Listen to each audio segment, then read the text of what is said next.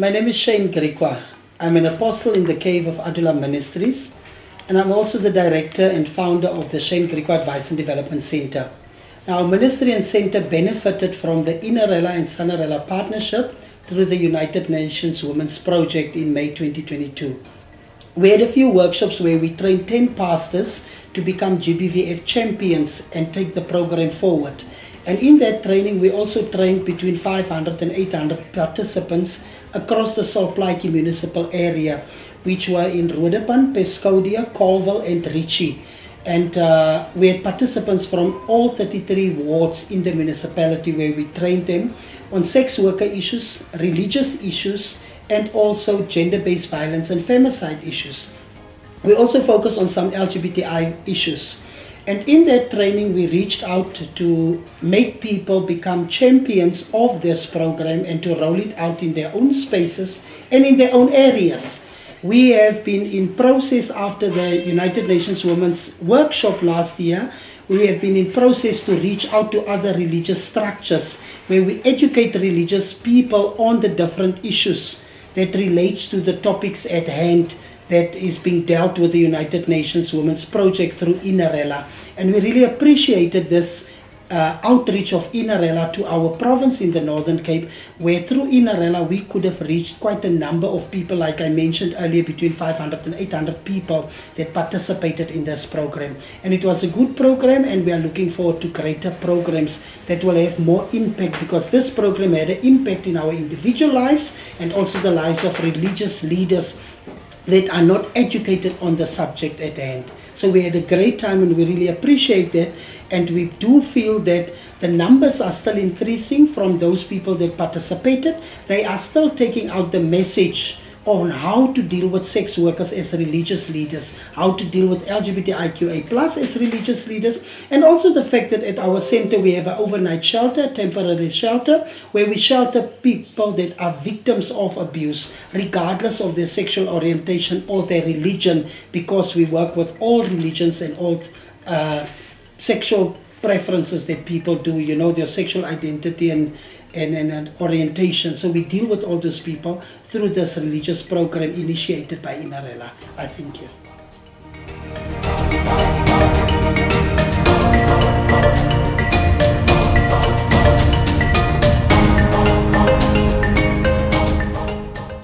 The objectives and what I've learned from the workshop, it truly empowered me as a religious leader.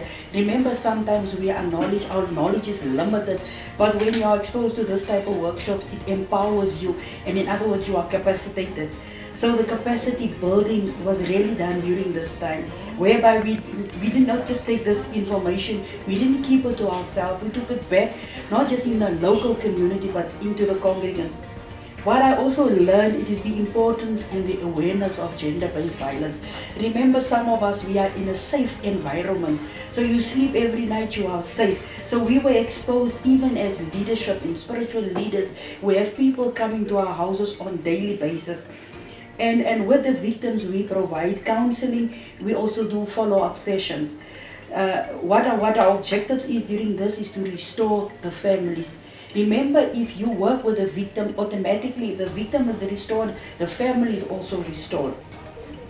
And the victim that is abused in that instance, you restore the dignity of that particular woman. So what you do, if the victim comes to you, you embrace that woman and tell them how important they are in society and that they add value in our community. We have skills development for women and disabled people. Most of our people with a very humble spirit, I say this, are uneducated. So what do? You empower them through skills development. So you have to do an analysis to see the need or the analysis of that particular person. We run various projects, which is the gender-based violence. We Food Bank is where we run the soup kitchens, that is where we are exposed. Then the GBV victims come in, and then you can see, but this is indeed a victim.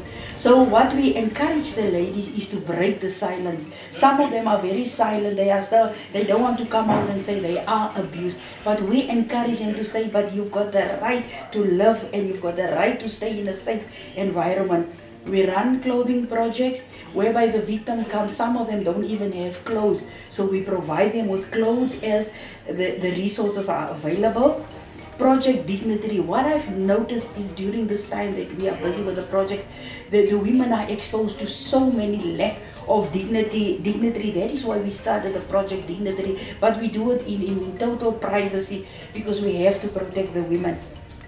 And in saying this, I really want to say thank you for this opportunity. This was that workshop transformed our mind, and we're taking it back into the churches as well, whereby we have a gender-based violence desk and where we educate our members as well.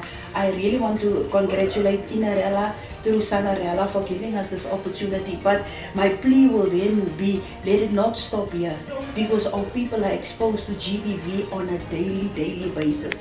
I thank you for this opportunity and may the Lord bless you. Thank you very much, sir.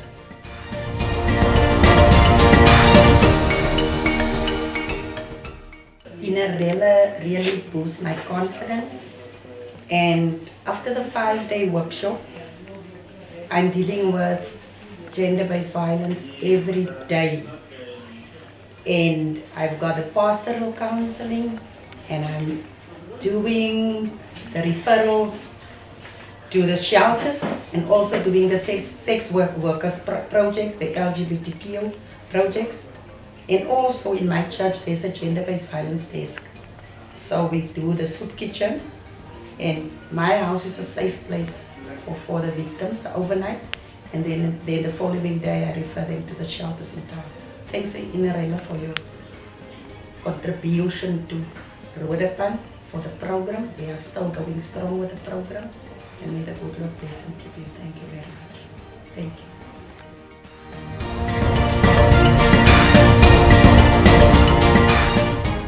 Okay, igama lami ngubongiwe wakamgaga.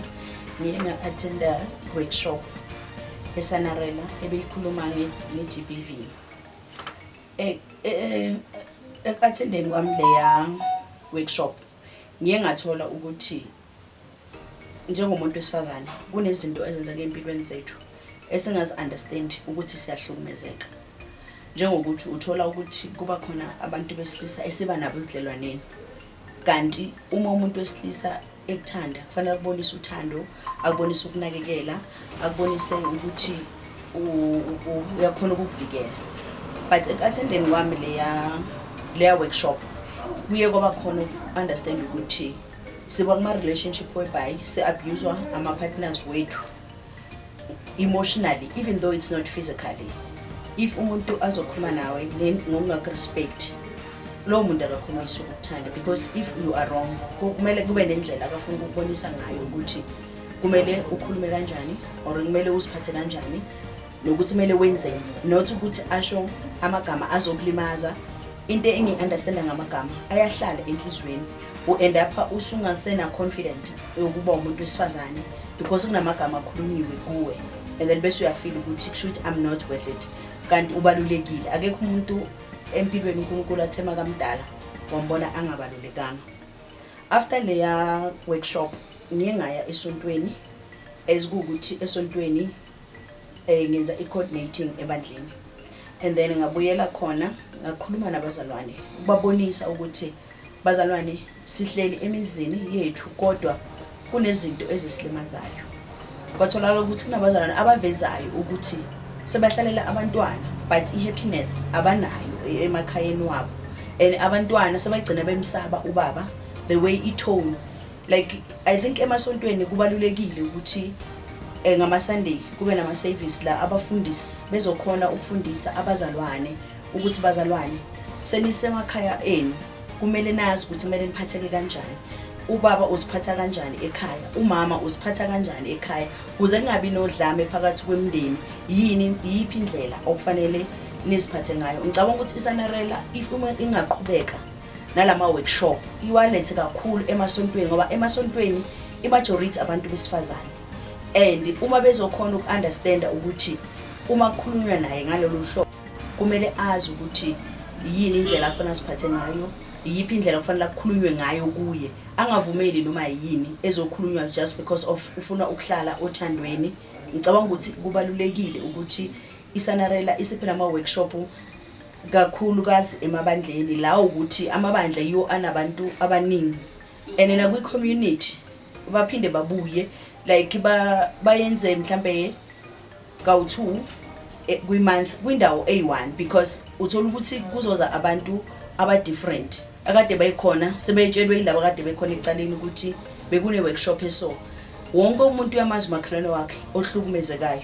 Right now mina nginabo umakhelwane wami engazi ukuthi abantwana abakhona bashiwa abazali, but I felt ukuthi labantu laba kumele ngithathe indawo yokuthi ngibabonise ukuthi even though ungesenamzali akusho ukuthi impilo iphelile. Abanye abantu bayakhona ukuthi bakuncede, ngiyakhona ukukhulumisana nabo ukuthi nidingani namhlanje kuzoba nento eso noma isanarela ilethe izinto ngiyakwazi ukuya kubo batshela ukuthi izani nizoba yiphathi esanarela iyakhona ukunceda kakhulu.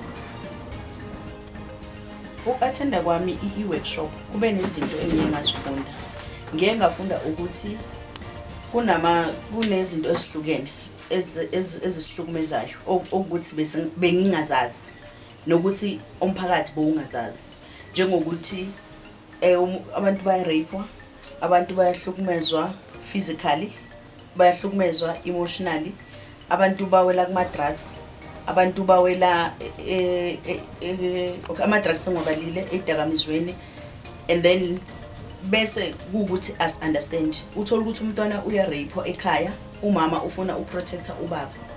Ngicabanga ukuthi lezo zinto lezo as ama-church leaders kumele kube yiwo abaphambili ekudlaleni indima yokuthi kusizakale labantu abalimele, ngoba uma umzalwane ezobika i-case or umntwana umbone ukuthi ebandleni akekho right, njengomholi we-ministry kumele kube wuwe obiza lo mntwana uthi ngiyakubona uya-attenda but isimo sakho ngathi awukho right, ngoba umntwana ohlukumezekayo kuvelile laphana ukuthi uyambona akabi nakho ukujabula or umama akabi nakujabula, uhlangene nabanye abomama bayaxoxa, uyambona lo mama ukuthi kunalento emkhathazayo emoyeni.